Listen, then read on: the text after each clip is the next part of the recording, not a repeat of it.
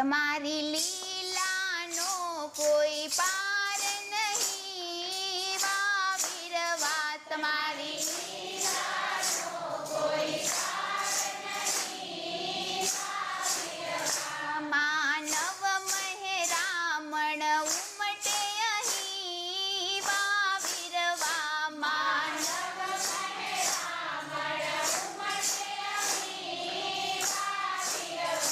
પાવન ભૂમિમાં ઉર્જા એવી વા વીરવા પાવન ભૂમિમાં ઉર્જા એવી વા વીરવા એક મિનિટમાં નકશો દોર્યો શક્ય કર્યું રે વા વીરવા તમારી લીલાનો કોઈ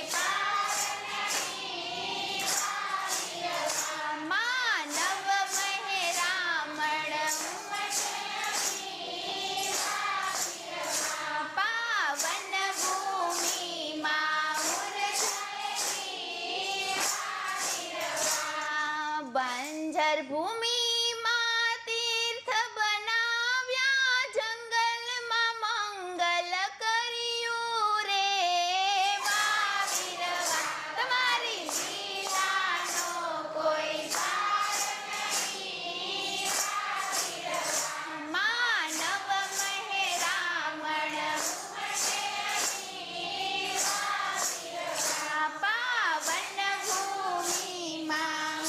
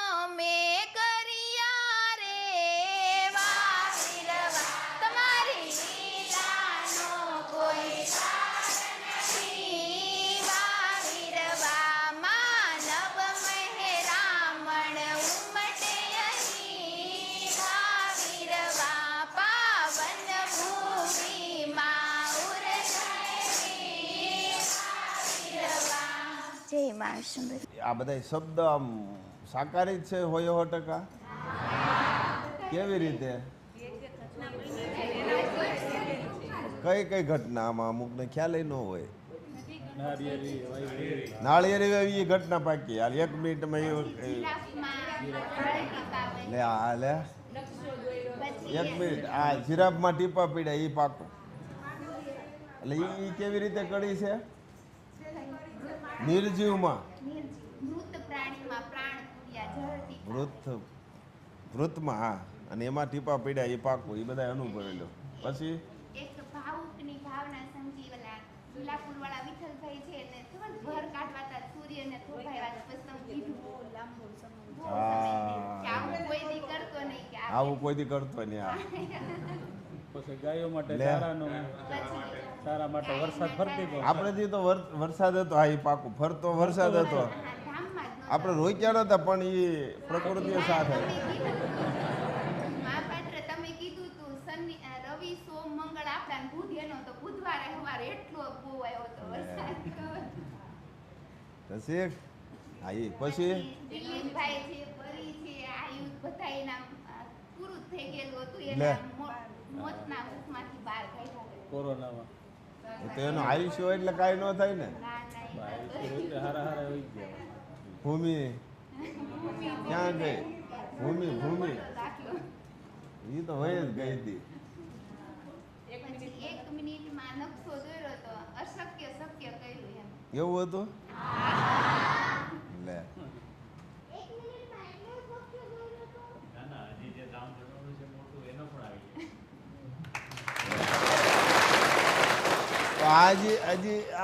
હજી આ થોડુંક જ છે એમ ને? હજી બાકી છે.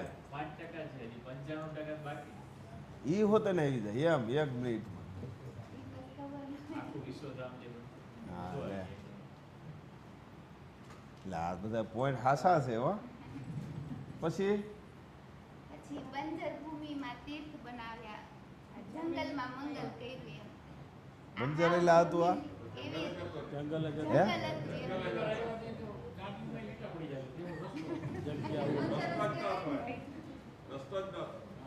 ગાડા રસ્તો માં નતો. કિરીટભાઈ ખબર આવી ગાડી ગડે એટલે એ હાસુ કડી.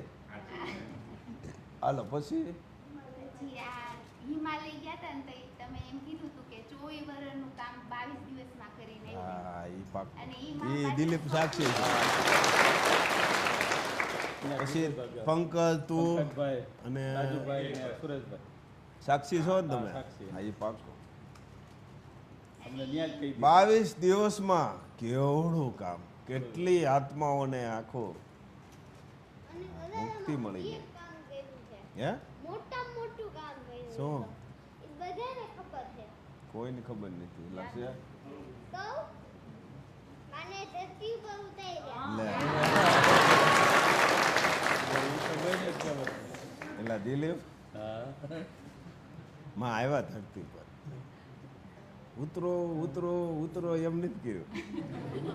પણ તમે ઉતાર્યા તો ખરા ને તમને એવું કર્યું. આ તમે ઉતાર્યા નિર્ગુણ નિરાકારમાંથી સગુણ સાકાર થયા માં. નિર્ગુણ નિરાકારમાંથી સગુણ સાકાર થયા. એટલે હા એ હાસો. ના ના પાકું છે, તથ્ય છે. એમ ખાલી એમનો વાતો નથી, પ્રમાણ સહિત છે. સત્ય વસ્તુ પ્રમાણ સહિત હોવું જોઈએ. પછી તો પૂરું થઈ ગયું. માનવના અવગુણ બધાયના લીધા અંદરથી વલોવી પછી અગ્નિમાં તમે બાળા પણ એ તમે પીધા એ રીતના એમ. એટલે એ હાસું. તારો શું અનુભવ દિલીપ? આ હોળીમાં ને આ બધું ગઈ જ ને આવું કેટલા પાછા લઈ લીધા એનું લીધા તો લવ શુદ્ધ કરો. અવગુણ આર્યા કાઢ્યા જ ને અમારા જીવનમાં કેવા કેવા બધા આવતું હતું બધું. ભાર તો તમે ઉપાડ્યો એ નીતાબેન સાક્ષી છે એને સ્વપ્નમાં દેખાડ્યું છે ને બધું અગાઉ. પછી પૂરું થઈ હજી તો ગયું. ઘણું ઈ છે પણ આટલી યાદ રહી. અને આમાં બધા મોજમાં લે હો હો કરે લે. થોડોક ખંજરી વધી ગઈ જ નહીં? બાકી આમ બહુ ઉત્સાહનો હતો. તાનસેન કજરી બોલવા માંડ્યા. શબ્દો દબાઈ જાય એમાં. બીજા સરસ. આવો જો ખરેખર રંગ જો માયલાને સડે ને જીવાત્માનો ઉદ્ધાર થઈ જાય. રંગ ચડવો જોઈએ. બસ એક જ રંગ માં તારા નામનો, બીજું કાંઈ પણ નહીં. એક જ તાલ, એક જ નાદ, એક જ રંગ, બીજો રંગ નહીં. અને આવો રંગ જો ખરેખર અહીંયા અડી જાય, જન્મ જન્મના ફેરા મટી જાય. કડી છે ને હવે બીજો રંગ લાગતો નથી, એક જ રંગ. કેવો ઈ ગાતો? એક જ રંગ, હવે બીજો રંગ નહીં. કંઈક સરસ મજાની એક કડી છે. તાળી પાડે તો મારા રામ સીધે સાહેબ.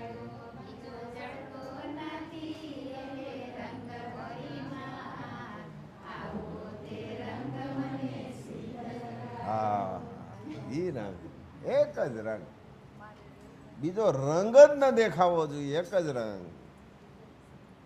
આવું ખરેખર દિવસ પછી દિવસ જાય છે ને, પછી મહિના, મહિના પછી વરસ. રંગ આજ લગાડવો કે કાલ લગાડવો, આજે જ લગાવો. પછી બસ માં તારા નામનું. આપણા માં કેવા કેવા માં? આપણા જો એના આપણે થઈએ તો એ રંગ લાગવો જોઈએ ને. જેવા થઈએ એવો રંગ લાગવો જોઈએ, જેના થઈએ તેવો રંગ લાગવો જોઈએ. હા, દેવતાઓએ ભગવાને બધા રંગ લગાડેલ છે. માં તારા નામ. જય મા વિશ્વંભરી. શ્રી મહાપાત્રે કીધું ને આપણા માં કેવા સુપ્રીમ પાવર. ખરેખર શ્રી મહાપાત્ર આપણા માં તો સુપ્રીમ પાવર છે જ, પણ ગુરુ ગોવિંદ દોનો ખડે કિસકો લાગુ પાય, બલિહારી ગુરુ આપને ગોવિંદિયો બતાય. શ્રી મહાપાત્ર અમે તો માને નથી જોયા, પણ આજે તમારા થકી અમે આજે આ ચૈતન્ય મૂર્તિ સ્વરૂપે માના દર્શન કરી શકીએ. થકી દેખાય? થકી કેમ ખબર પડે? હાલો, નકરા છે થકી તો દુનિયામાં નકરા ગુરુ પીડ્યા નહીં. દિલીપ, થકી થકી કેમ ખબર પડે? અંદર આચરણ અનુભવ, આચરણ રૂપી ખ્યાલ આવવી જોઈએ. આચરણથી દેખાવું જોઈએ તો પાકું, નહીતર વાતો. આચરણ રૂપી દેખાવું. કેવું દેખાય છે? દેખાય છે? આ બાજુથી બહુ નથી આવતી. આ દિલીપ દેખાતો નથી ભાઈ? શું દેખાય છે? આચરણ શું આચરણ દેખાય? કેમાં દેખાય છે? તારામાં? મહાપાત્રમાં. કા તને શું અનુભવ?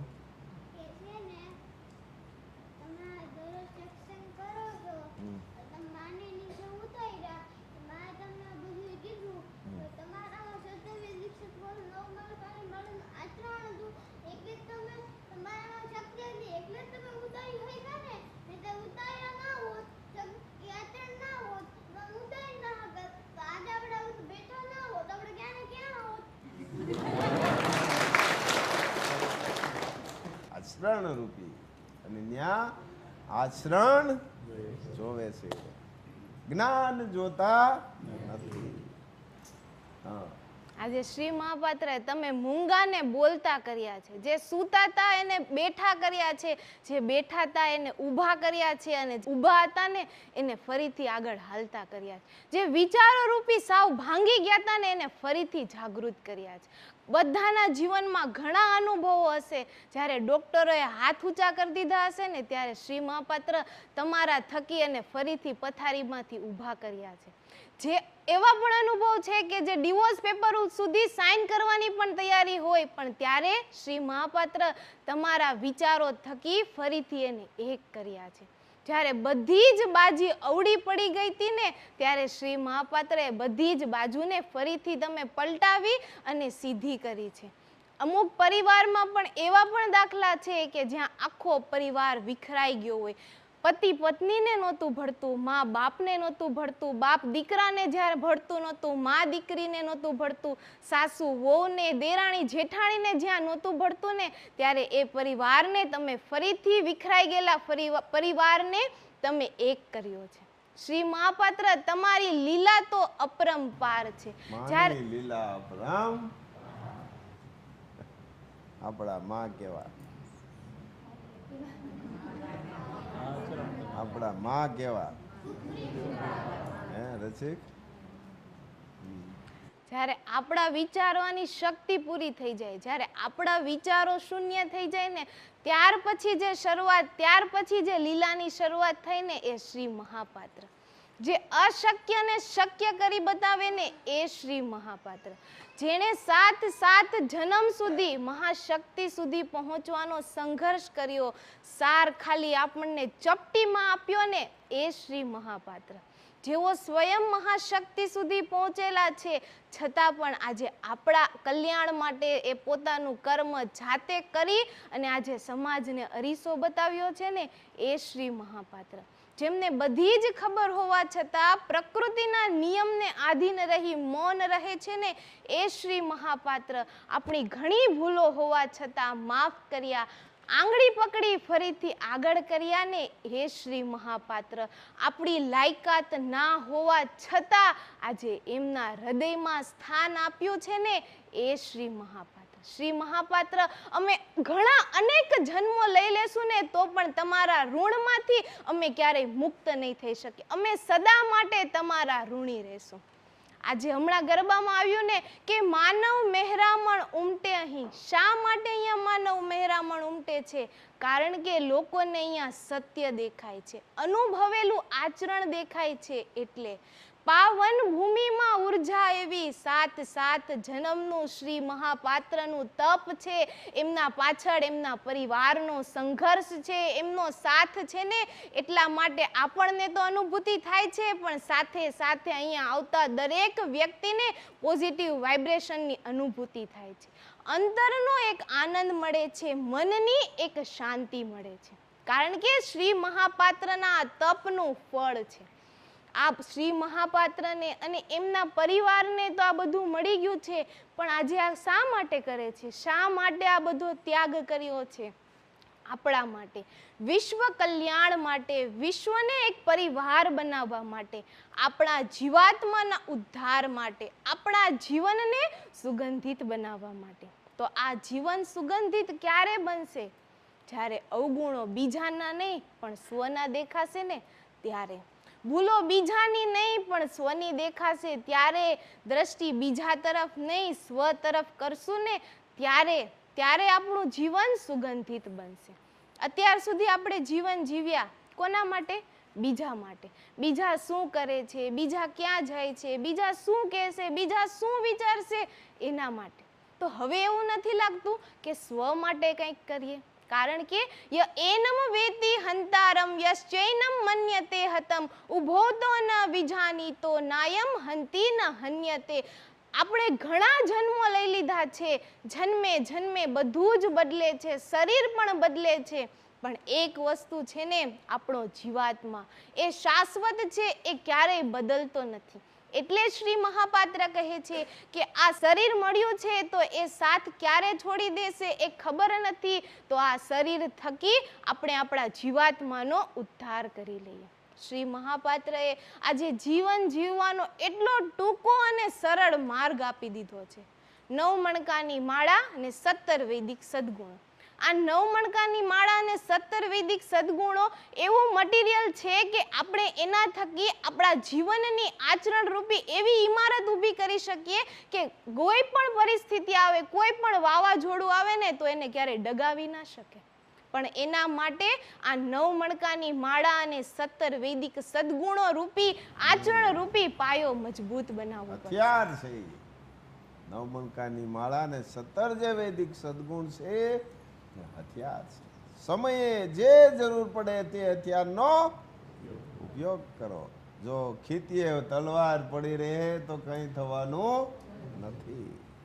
સાથે રાખો ગુણોને અને સમયે તેનો ઉપયોગ કરો.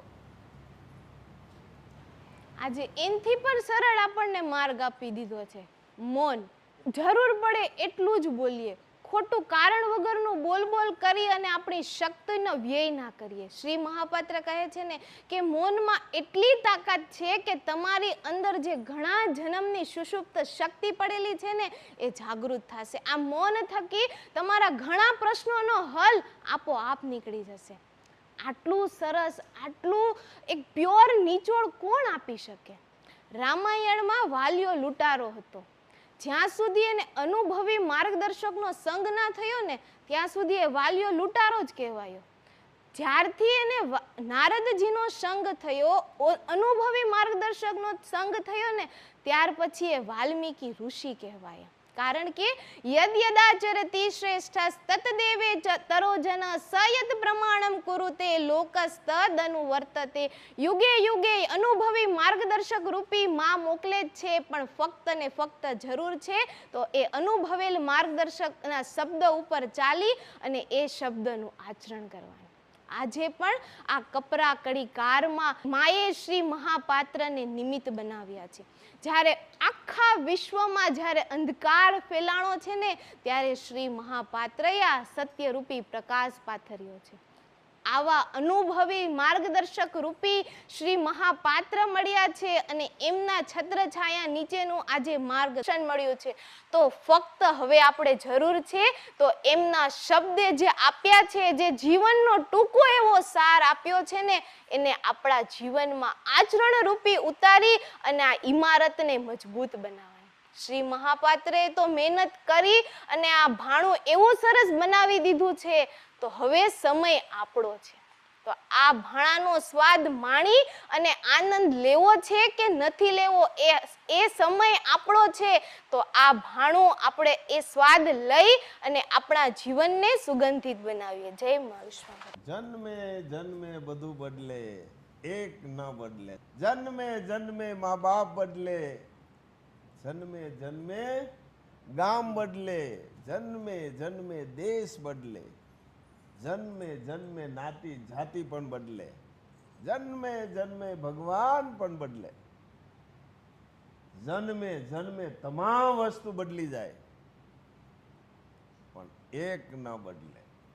શું ન બદલે?